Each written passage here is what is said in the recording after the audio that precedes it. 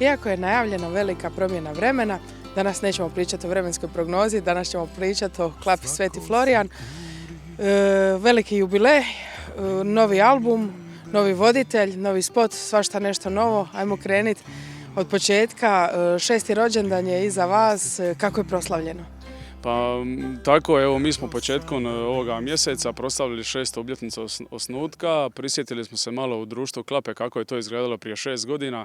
Zapravo možemo kazati da je našoj Klapi prilično nejasno kako se u tih 6 godina zbilo sve ovo što se zbilo zapravo s nama.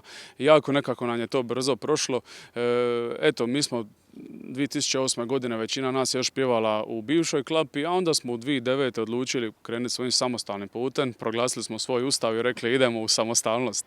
Taj potez se pokazao kao pun pogodak jer evo vidjeli smo da je zapravo Klapa postigla sve ono što je željela u ovo kratko vrijeme. Ali ono što možda gledatelji ne znaju da je Klapa Sveti Florijan zapravo krenula onim klasičnim a cappella izvornim dalmatinskim putem jer smo tako i zapravo zamislili cijelu priču u početku. Naravno, mi smo od starta imali u svojim redovima jakoga čovjeka zvanog Nina Treskavica koji stvarno piše super i pjesme i tekstove i glazbu. Međutim, evo, mi smo krenuli sa tadašnjom voditeljicom Antonelom Pilić kojom sam ja beskrajno zahvalan i ovom prilikom je zaista pozdravljan jer je Nela, neka to svi znaju, zapravo pristala voditi jednu anonimnu Klapu potpuno besplatno. Zato što nam se svidjela ta priča da smo se okuražili sami izaći među klapski svijet.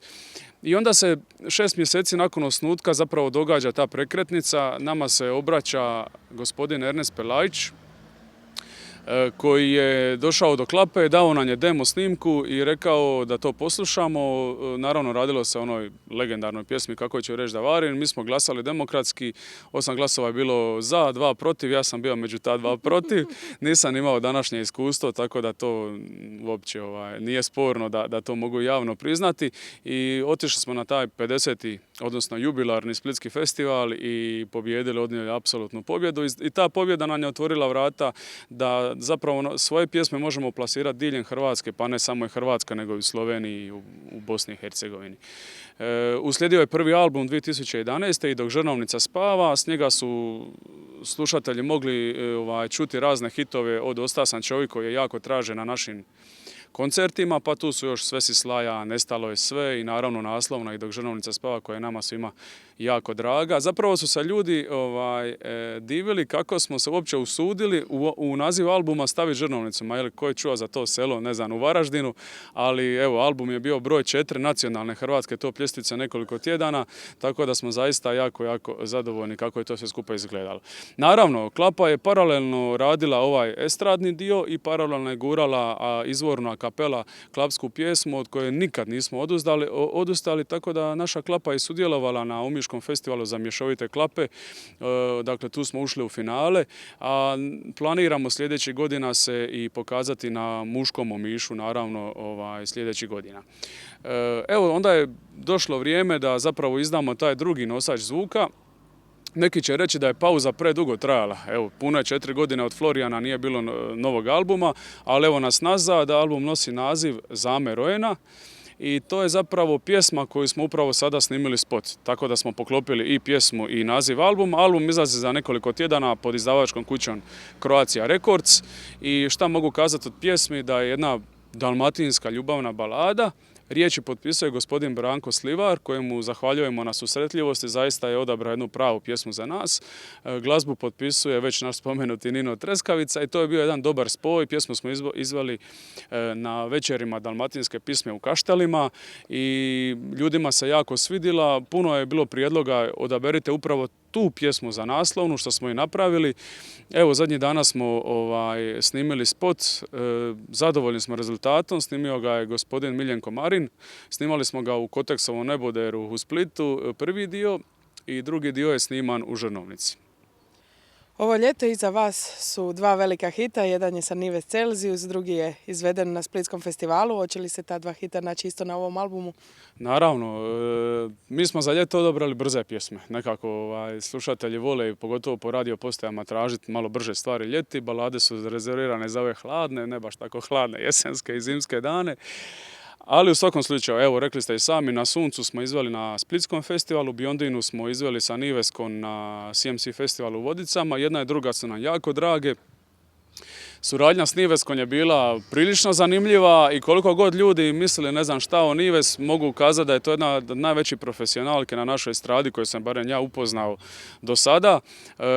Snimali smo spot u Škopljancima i snimanje je trajalo 24 sata. Nas je Nives oduševila koliko je zapravo profesionalna, koliko je posvećena svome poslu, a kad je došlo vrijeme festivala, mogu kazati da recimo ovi estradnjaci su se međusobno družili, bili sa tim pustim medijima. Niveska uopće nije bila posvećena kolegama s estrade, nego je se družila sa svojom klapom, tako da smo vidjeli da je zapravo baš prava žena, pravi čovjek i jako smo zahvalni za taj hit koji evo danas je skupio 1 milijun gledanja na YouTube-u, što je dokaz da je to publika prihvatila i da se rado sluša.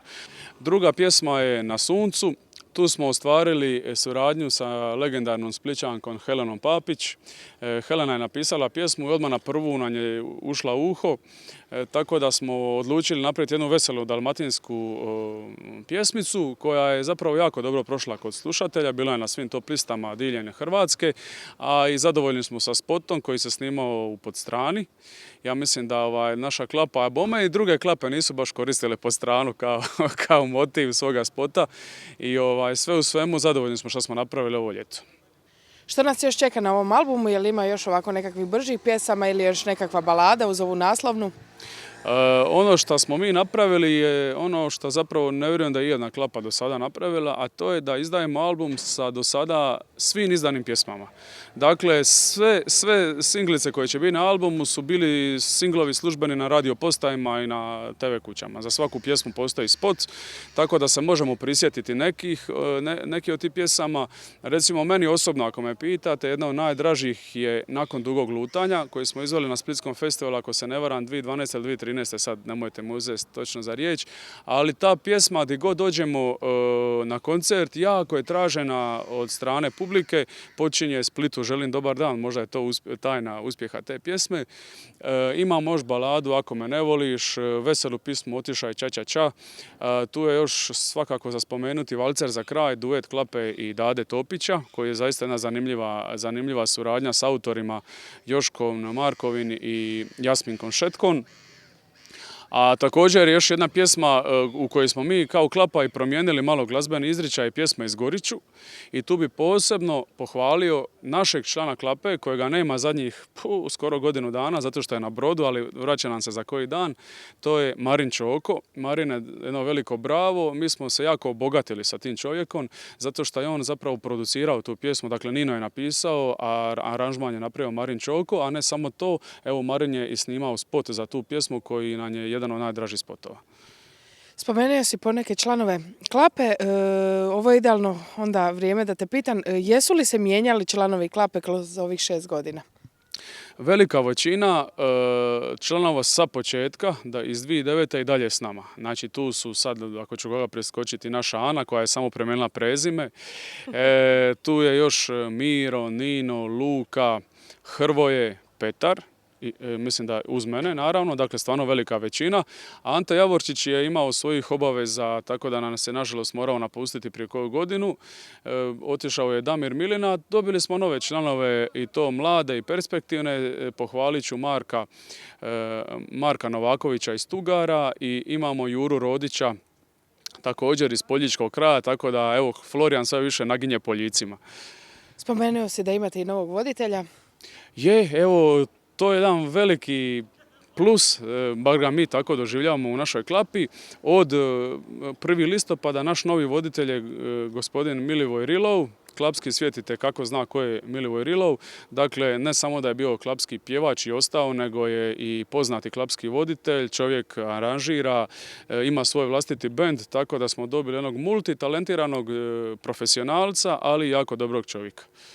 S obzirom da ćemo na ovom novom albumu imati prilike čuti sve stare pjesme, kad možemo očekivati nešto novo? To je dobro pitanje.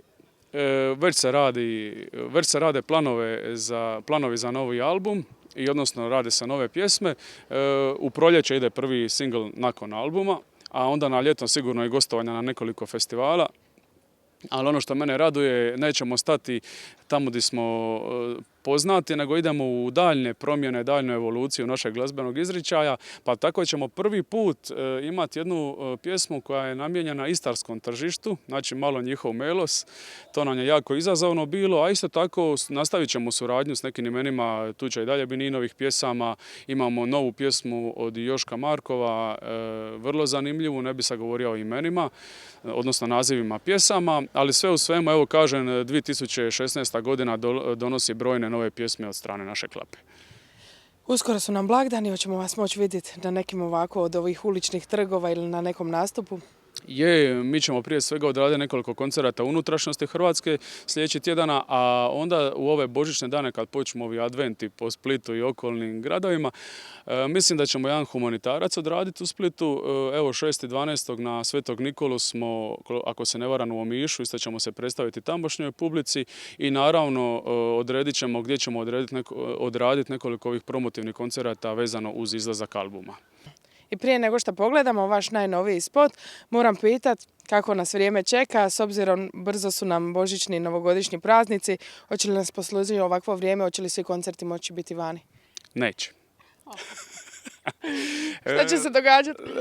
Ova lipota od vremena, ali kako bi Krometovci rekli grozota, trajaće još svega nekoliko dana. Ja jesam sad u duge rukave, ali onaj ko će gledati sutra mogu kazati da slobodno sam mogao biti u kratke. Još par dana stabilnog vremena, za vikend dolazi jača ciklona, pad temperature, kiša, prvi snig u planinama. Ja mislim ako bude sriće da ćemo se grudati u nedjelju, u noći na ponedjeljak na Mosoru i sljedeći tjedan idemo u ranu zimu.